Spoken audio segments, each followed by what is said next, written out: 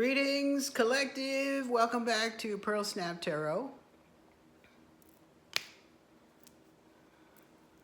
You know what we say around here. And if you don't, stick around because you'll hear it at some point. So as far as I can figure out, the big download that's going around, that's kind of popping out now, popping out of nowhere, is the surprise is that you are the bounty hunter. It turns out you are. That was my download. You, collective, you, the mild-mannered Clark Kent type energy that, I mean, you won't even change into your Superman suit in the phone booth. No one ever sees you do that. But anyway, it turns out you're the bounty hunter. You are the chased, okay, you're the stalked and harassed, you are the targeted one. You're the black sheep, but it's because you're the bounty hunter, and everyone's afraid of you because they know you've come to. That's why they call you Bigfoot. That's what I figured out.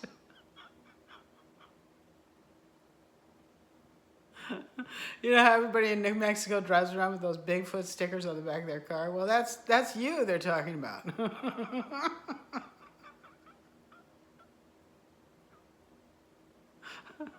Sorry. Anyway, so we are having disclosure, though. I mean, this is New Mexico, for God's sake, and Roswell is just a stone's throw away from here, practically. You know, I still have never visited there, but I'm kind of afraid to. It's supposedly a crime-ridden hellhole. You know, it gets up over 100 degrees there all the time. And sorry, Roswell, I shouldn't be. I like the landings and all that. I like it. Come on. Okay.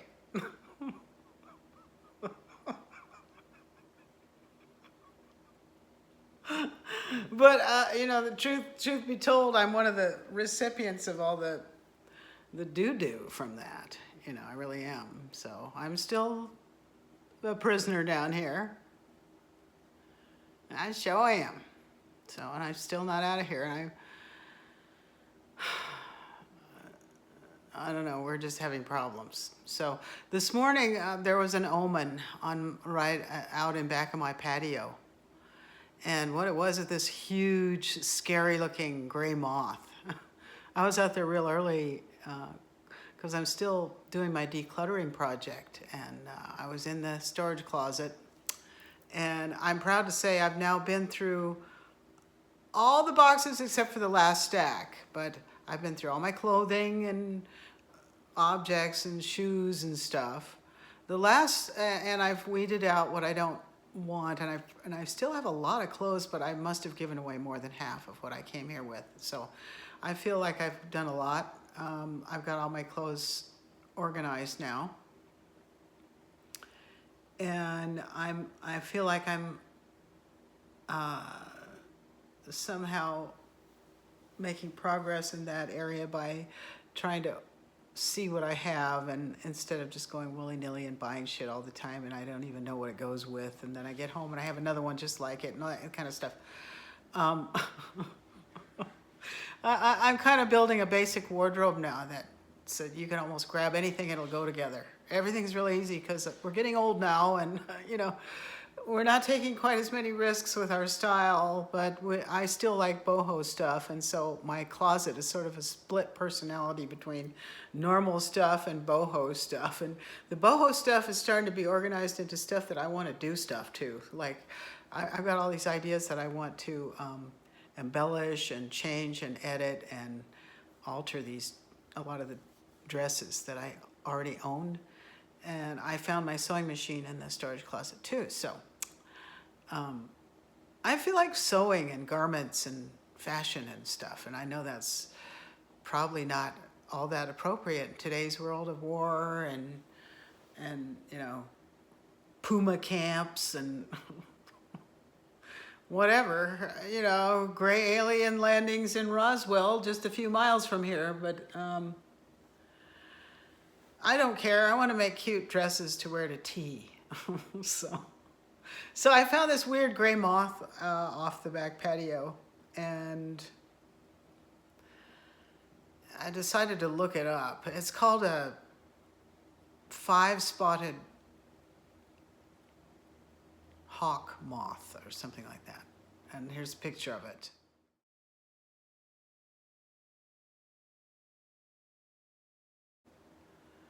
And these are the adult version that hatches out of the chrysalis from the tomato hornworm, of all things. So these tomato hornworms are huge. They're like the size of my finger.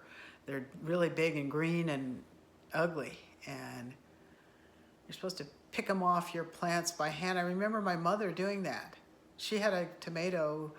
My mother used to grow tomatoes in the backyard, and she had these wooden tongs that she would pick the tomato hornworms off the plants with.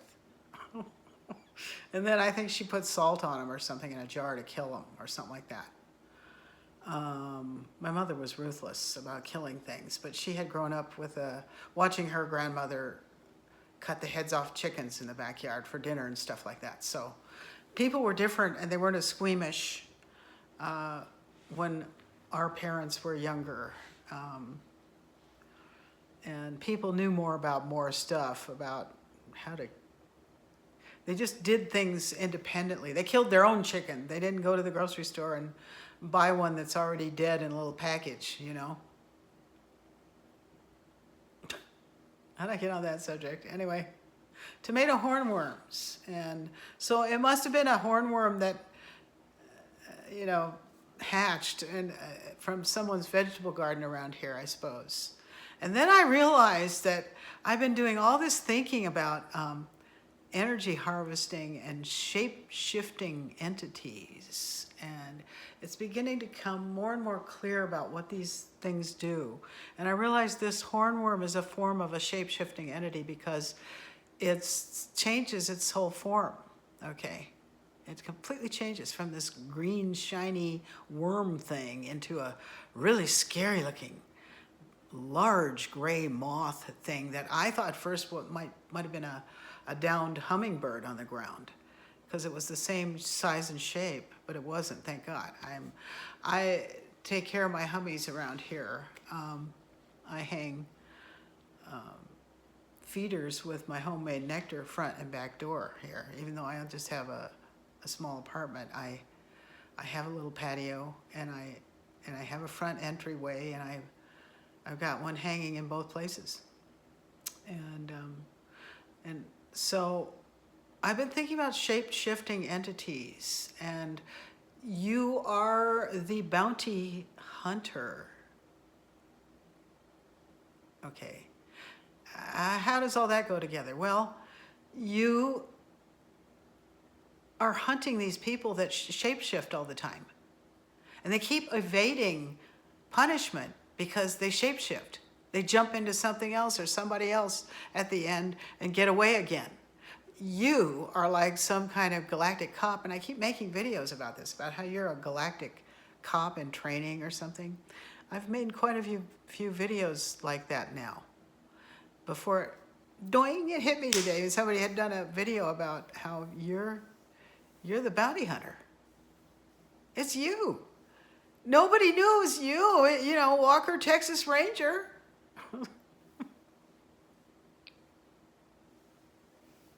Because your avatar didn't seem like the type. It's, you know, a nice lady.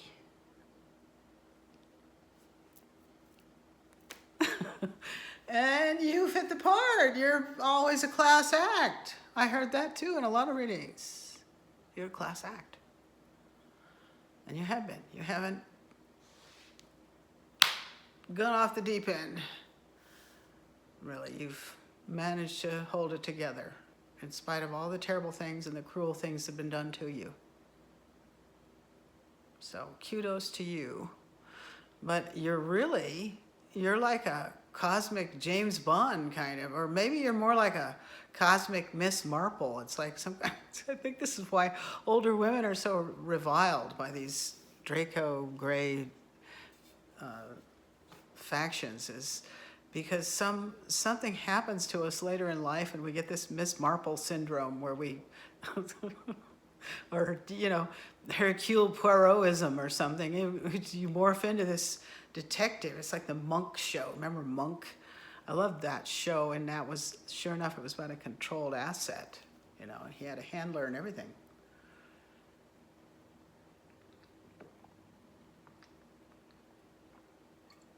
Excuse me while I hydrate. Oh my God, okay. It's got to be 100 here today. I'm inside. I'm terribly grateful for the air-conditioned space that I inhabit, even though it is lonely. It's lonely being an intergalactic time-traveling bounty hunter. And I do think that I've been time traveling too. Collective, you may have been time traveling. I got downloads that I've been time traveling. Because back around 2008, 9, 10, around there, the place where I was working was like a skunk works, and the whole, everything would shake sometimes there, and I felt like time was speeding up, and it felt like the days were going by really, really, really, really fast. And time was speeding up, and it seemed to me, I just looked at the clock, it said 2:22. Here we go. Sorry, I was speeding. I must have been going 222 miles an hour there. My mouth was, anyway. Deep breath.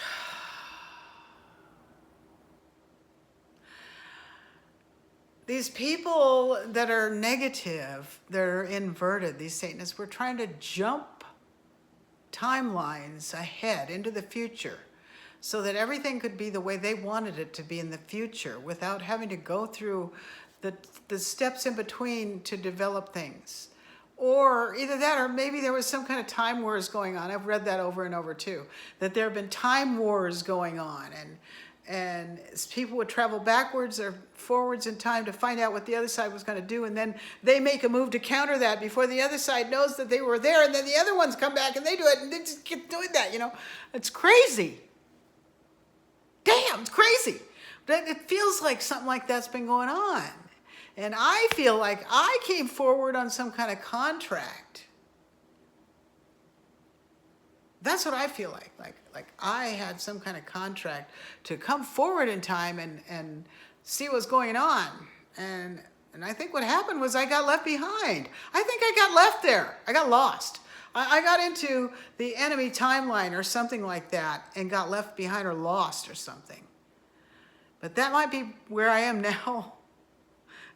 I'm thinking about that movie Tron. Okay, it's sort of like that, when I think people in there were getting lost in timelines, and some of them were possibly artificially generated or generated by an artificial intelligence. And I also think that we've had AI operational for far, far longer than we've been told it has been.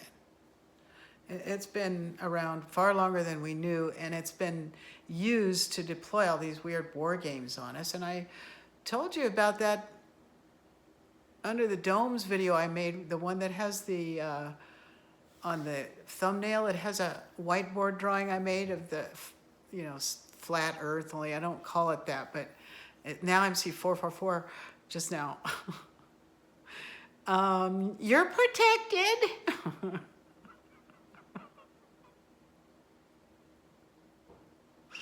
444 collective. 4. All right. Okay. Oh yeah, that was 222 earlier too, and yeah. Okay. So anyway, I forgot what I was talking about. I got distracted by myself. I distracted myself. Oh my God. As if there isn't enough ridiculous stuff going on to distract you, you're distracting yourself? Facepalm!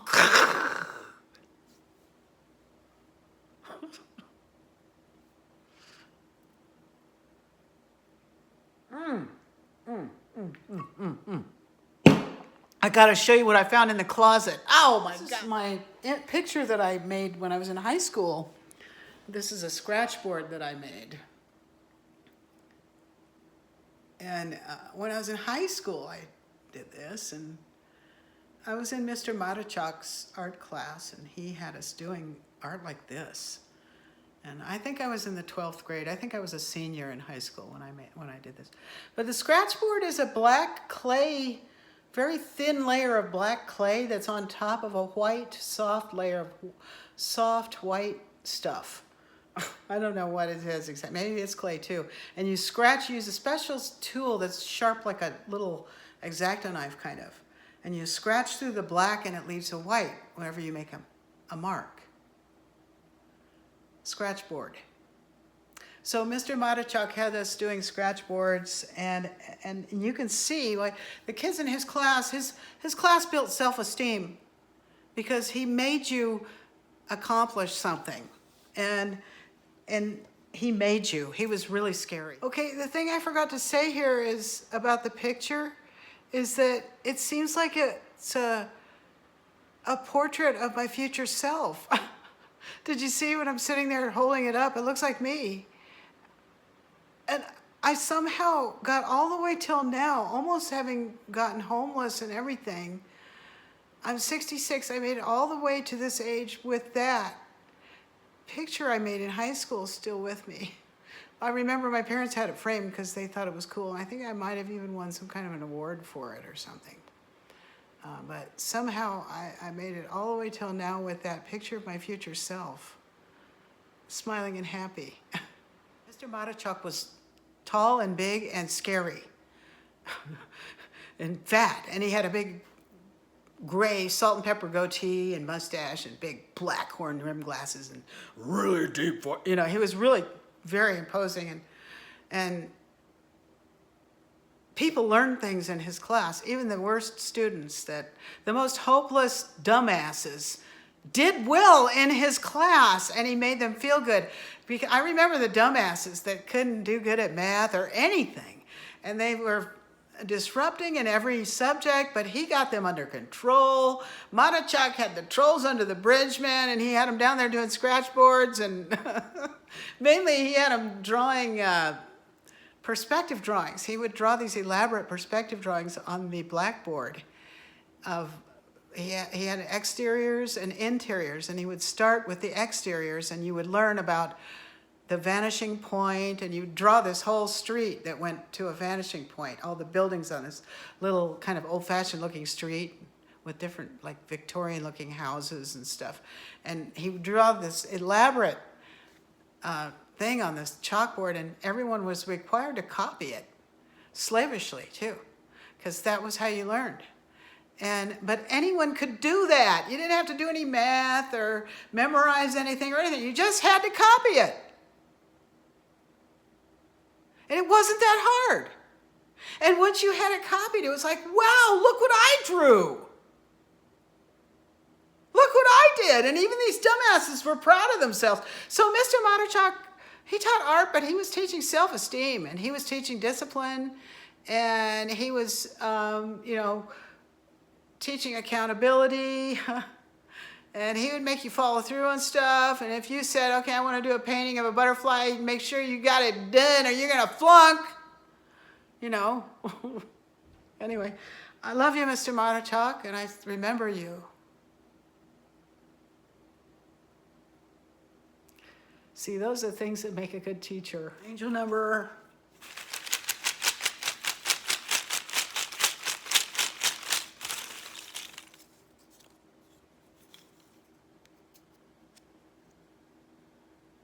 159, 159, angel number 159, 159.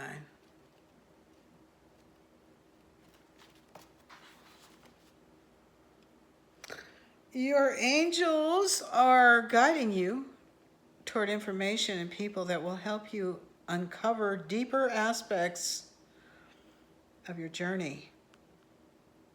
Open your mind to new pathways.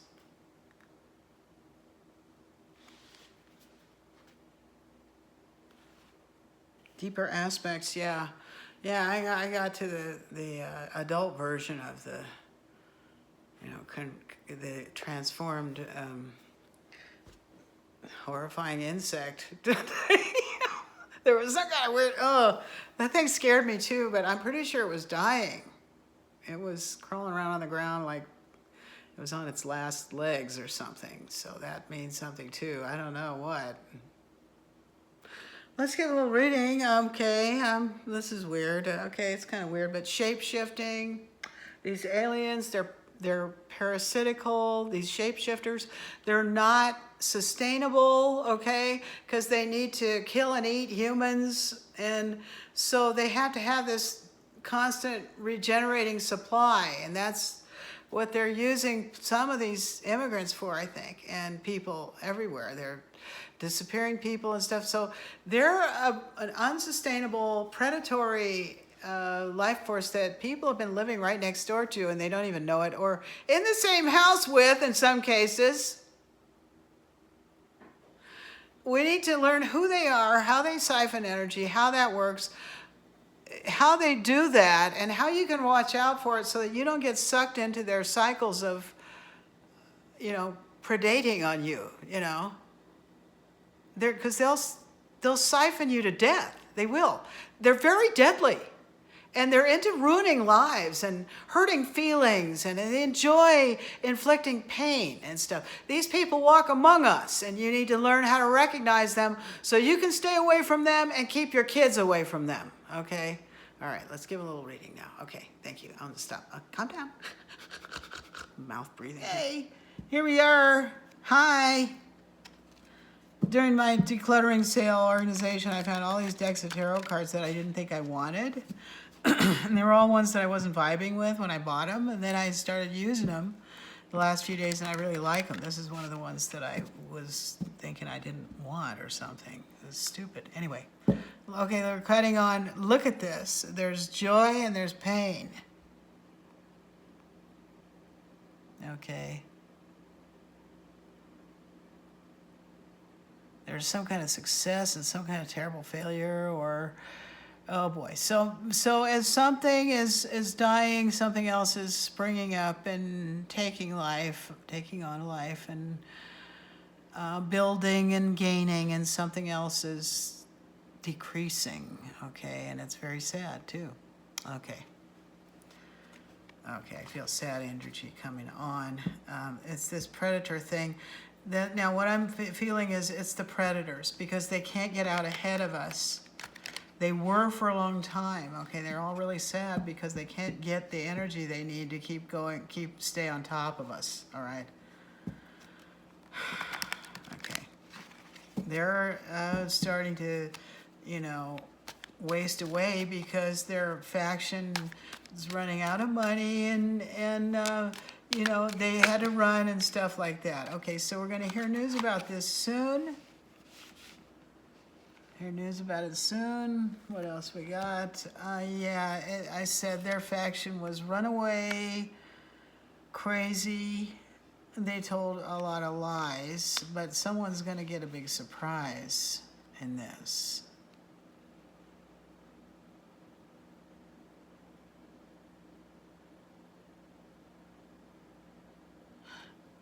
The liars are going to get a surprise. Well, what else? There's a lot of conflict around this.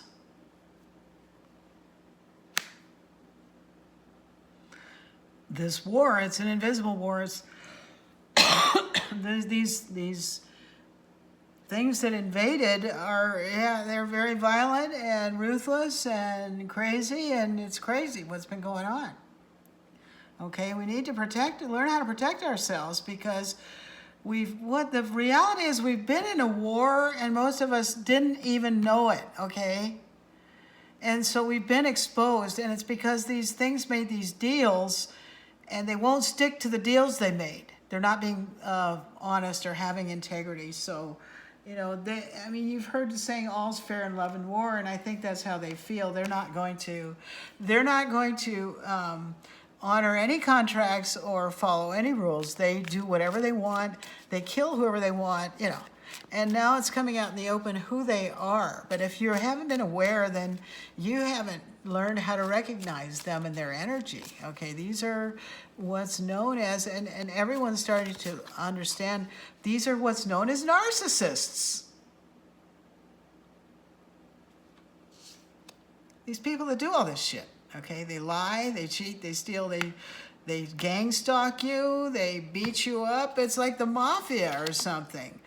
Okay, we got temperance. This whole situation needs some healing on it. I said you're the cosmic cop that's in town to stop this nonsense, right? That was you. Here we have the devil. It's kind of like you versus the devil. You're dealing with this devil energy, a whole town full of people. Like a lot of people are. A lot of you starseeds are dealing with a whole town of people, or a whole state, or even a country that's under devil rule. Okay, we have the Nine of Cups. Yeah, see, these devils, they can't survive. See all those cups?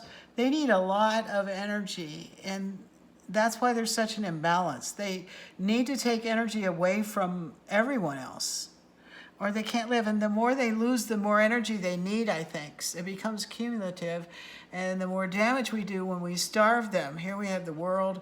This cycle is so over. We're all so sick of this. Okay, so it is over, and they're going to have to surrender. I think they are surrendering. I said they're wasting away. They can't do their thing anymore. A lot of them. Okay, King of Swords. Yeah, this energy of and the Knight of Swords energy. It's that air sign energy of big talk and huff puff, and I'm gonna get you and all that kind of talk, and I don't know, or it might be some kind of lawyer energy that you are about to cross paths with. King of Cups. Oh, well, yeah, this is some kind of honcho. So, yeah, a King of Swords, excuse me, and King of Cups is some kind of honcho that probably likes you and wants to help you, okay? So I think I'm talking to someone here who got bullied and ganged up on and needs a little help. Okay, this collective, yeah, 10 of coins. That's a big fat yes. Yes. This person's going to help you get back your some resources. And didn't I think I cut on the 10 of coin in the beginning and the 3 of swords. So this energy is present in this reading, and it's come up twice now. So I think this is for collective. You're going to be coming into some resources, some financial resources, finally, with the help of some honcho who who apparently has seen that you've been bullied. Okay, so, yeah, 5 of coins. He saw that what they did to you. Okay. They sent you into poverty intentionally. You were always self-sufficient before that happened. But when they did that to you, they also lied to people and said you were dead, or they didn't know where you were. Okay, they didn't know where you'd gone. Okay. King of Pentacles. This is another honcho who did this to you for money. There's a lot of honchos here. There's a lot of men that are masculines that are players that are like big shots here. Okay, 3 of Wands. This is a somewhat like, I mean, you're still waiting, but it's somewhat like the Wheel of Fortune card in that something's coming, okay? Something's coming, and what is it that's coming in? As we have the Hierophant is coming in. Okay, well, this might be a judge. We said this King of Swords energy and Knight of Swords could be, they could be missives of a court where you have a case brewing, and this could be the judge. Let's pull another one of these. Oh yeah, somebody's feeling a little bit like this. So someone's feeling like the wounded warrior, like they've been through a lot. Okay, it's a high priestess that feels like that. These people really did a number on you, and somebody found out. But see, these horrible predatory energies that do the shape shifting and can escape before anyone finds out who they are or who did it, or they are sometimes just energies that are placed inside these people that are like remote controlled or something to get them to do something terrible to you, right? I think that's what it is sometimes, is these people that aren't fully self-aware that can be used to bully you if they're controlled in the right way, okay? Ah, God, jeez. So what should you do? Let's get one of these spiritual as you know what cards. These cards are so funny. I love them. Let's get a couple of these.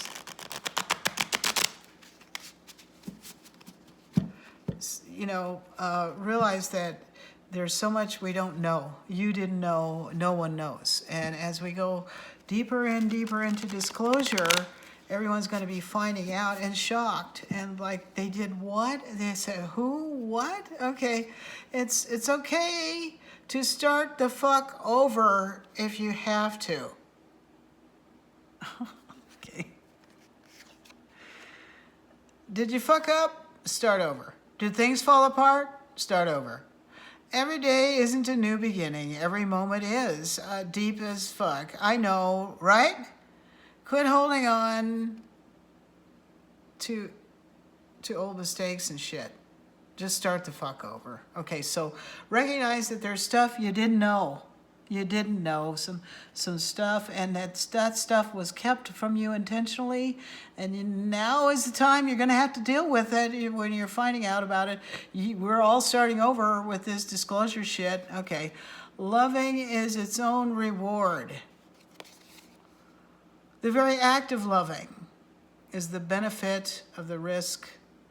We all want to be loved back. We all want to be supported, but when you grow up, you see that it has nothing to do with how the person who receives your love reacts, and all about you just being willing to open your heart in this dangerous world. Be a gangster and love the fuck out of someone today. Expect nothing in return. Okay? Loving is its own reward.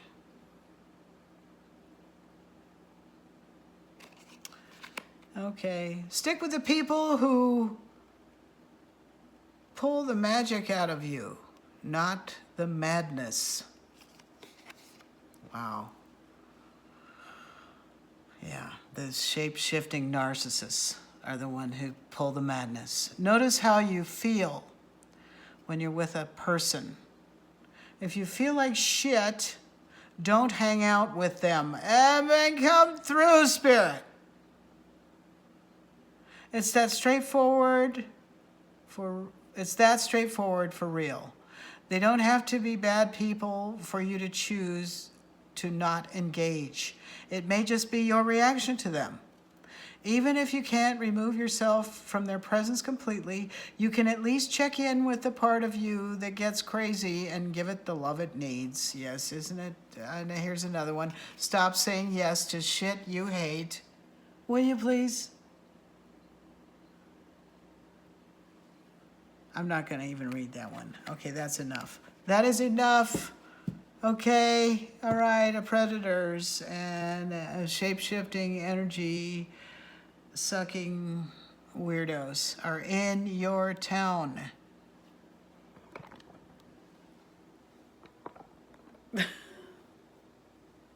If you like this video, give it a thumbs up and share it. And, you know, if you can afford to, we gratefully accept all donations. Our PayPal link is in the description box. We hope you'll come back again.